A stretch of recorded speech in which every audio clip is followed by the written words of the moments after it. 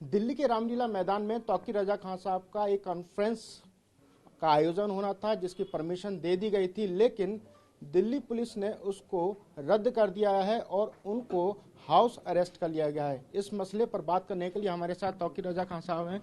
Sir, permission रद्द कर दी गई है? जी, परमिशन रद्द की गई और मुझसे किसी किस्म की कोई बातचीत किए बगैर रद्द की गई। मुझसे जो मीडिया के ज़रिए मुझे पता चला या कुछ अधिकारी मेरे पास आए थे उनके ज़रिए मुझे पता चला कि वहाँ स्कूल्स हैं, कॉलेजेस हैं, हॉस्पिटल्स हैं, मिक्स आबादी है।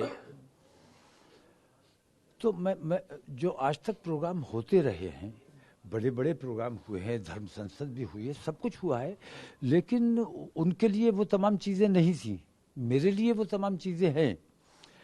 तो असल मसला ये है कि सिर्फ इसलिए मेरा प्रोग्राम को रद्द किया गया है कि वो जो नफरत का एजेंडा हुकूमत चला रही है, ये कहना कि पुलिस ने मेरी परमिशन रद्द की है, ये भी ठीक नहीं है। पुलिस ने खुद कुछ नहीं किया है, सरकार ने करवाया है। सरकार का आदेश का पालन करना पुलिस का काम है, उन्होंने अपना काम किया है।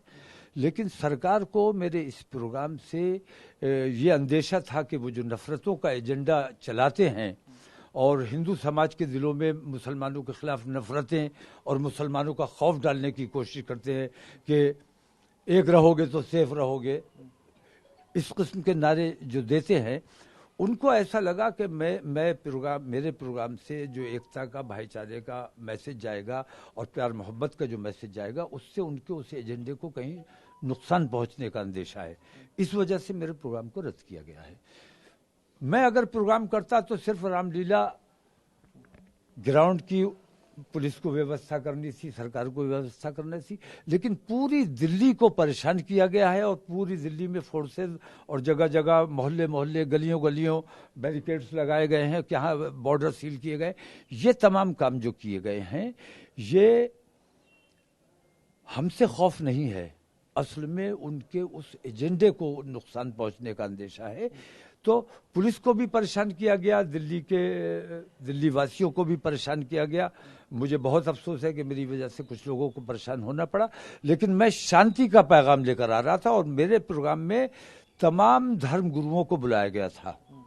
मेरे उलमा और मैं कम बोलते, लेकिन दूसरे मजहब के जो धर्मगुरु थे उनसे बुलवाना था मुझे, और जो अपने देश से प्यार करने वाले हिंदू एक्टिविस्ट हैं उन लोगों की तकरीर होनी थी।